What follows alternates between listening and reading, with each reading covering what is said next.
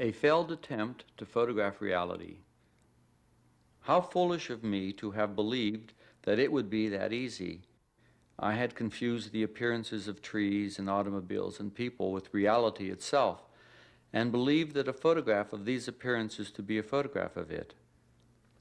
It is a melancholy truth that I will never be able to photograph it and can only fail. I am a reflection photographing other reflections within a reflection. To photograph reality is to photograph nothing. Photographers, of course, believe that the photograph tells them exactly what they see. There's a certain kind of truth in reality.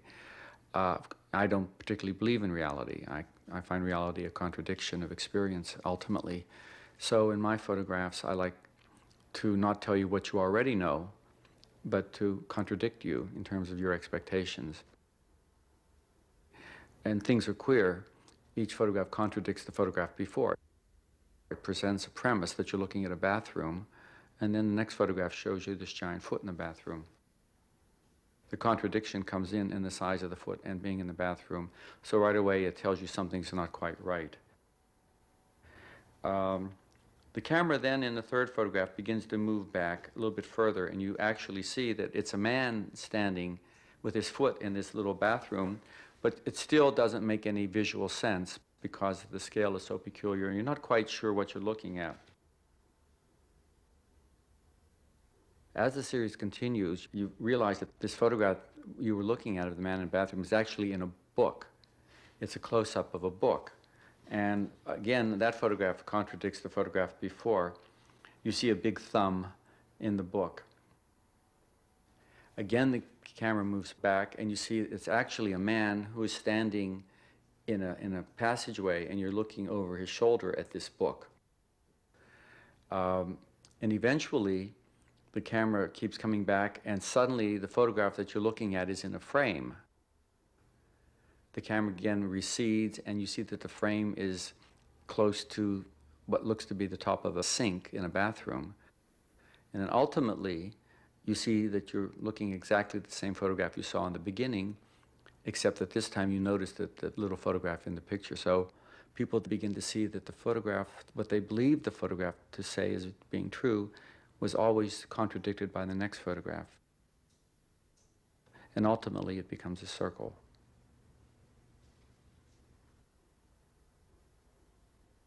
In 1965, I went to Brussels to photograph the Belgian surrealist René Magritte. I was a big fan of Magritte's and very much moved by the way his mind presented contradictions and ideas. And to me it was liberating because then I could photograph ideas, and that was essential to my growth as a photographer. This particular contact sheet is interesting to me because it has many ideas about Magritte in the photographs themselves. There are simple ones like portrait of Magritte asleep. He was, every day after he would have his lunch, he would then take a nap on the sofa. And I love the view of him asleep because so many of his pieces were really dreamlike. Another one of the photographs which I like very much is a double exposure I did outside of the house against a very textured wall. And the texture of the wall, of course, came through the image, and it was very reminiscent of those paintings he did where everything in the painting was made out of stone. But most of all, my most favorite photograph is the one of Magritte sitting at an easel, which is also a double exposure.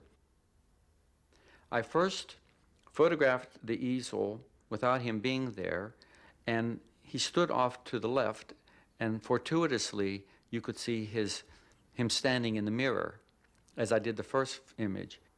And then he sat down at the easel, and of course, being a double exposure, only those parts of him which were against dark values came through on the photograph. And because the image in the mirror was against the black wall, he is also retained there, so you see him twice. And I really love this picture because I think good portraits show you not what somebody looks like, not the geography of their face, but actually what they're about. And I think this is very symbolic of what Magritte's work was about.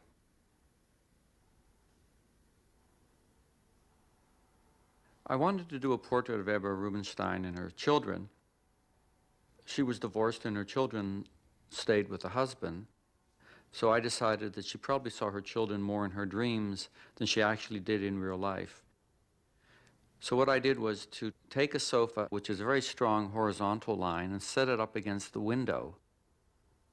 And then I put the children around her, slightly blurred, all at different angles. So when the print is viewed directly, it seems like she's off to the side, and the children are all floating in different directions. But in fact, they are the ones who are sitting flat on the floor, and she is the one who is off in a funny direction.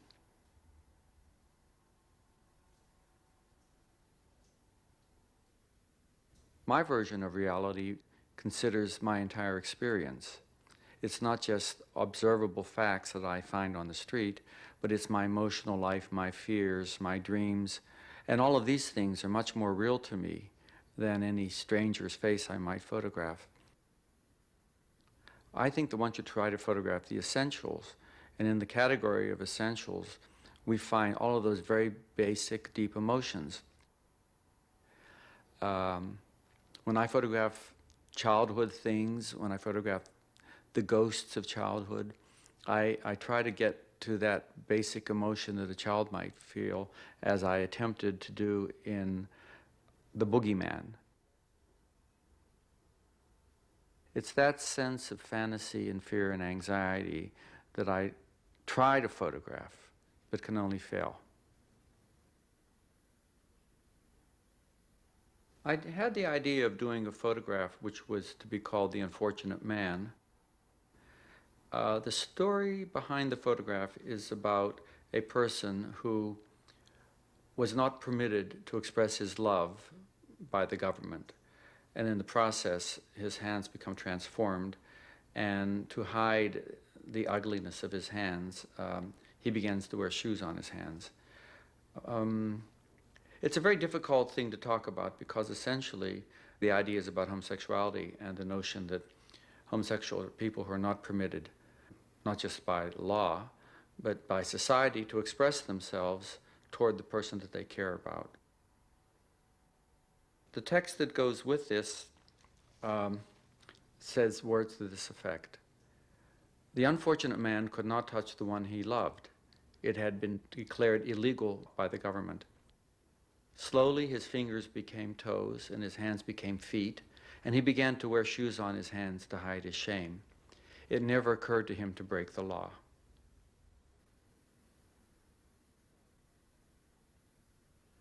We spend our entire lives looking into mirrors, believing the illusions reflected there, and comforted by the reality of appearances.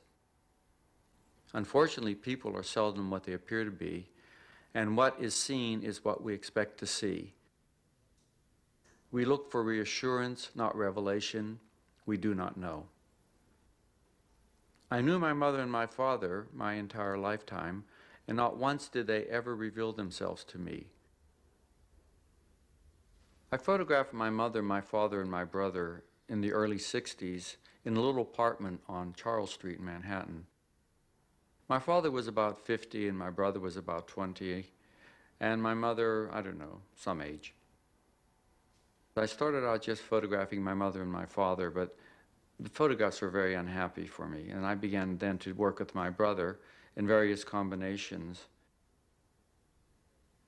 If you knew the real secret of my family, you would find the picture I finally chose to print, the one I chose to use, is very much more revealing than it looks. Many years later, when my father died, I went back to this photograph and I wrote a text to accompanying it. The text was called A Letter from My Father, and it was based on our relationship, not what my father looked like, but about what did or did not occur between us. The text that goes with the photograph says, "A letter from my father." As long as I could remember, my father always said to me that one day he would write me a very special letter, but he never told me what the letter might be about. I used to try to guess what family secret the two of us would at last share, what mystery, what intimacy could now be revealed. I know what I had hoped to read in the letter. I wanted him to tell me where he had hidden his affection, But then he died, and the letter never did arrive, and I never found that place where he had hidden his love.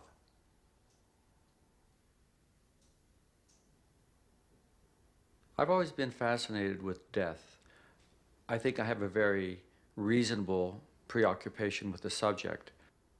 Most people in America certainly try to avoid the subject and pretend that we will live forever. But now that I'm 60 years old, death becomes more of a fact. I did a sequence at least 25 years ago called Death Comes to the Old Lady. And I was trying to take a photograph of what happens actually at that point of death. I used my grandmother, who was 85 at the time and died 6 months after I took this picture.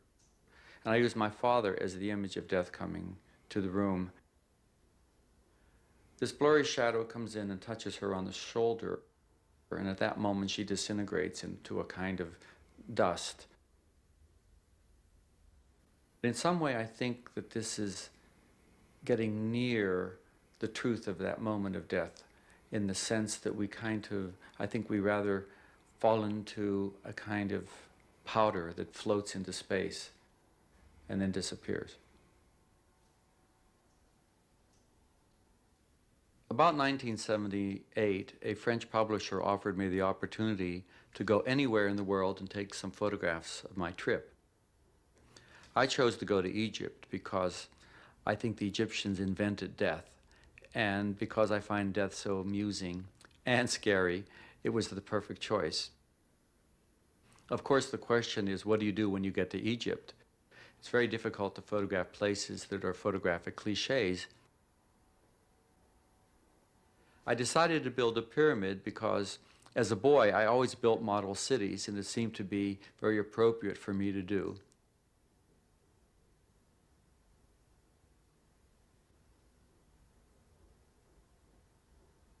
Of course, what I like about it best is that when you bring the camera low and close up to my pyramid, mine is much larger than theirs.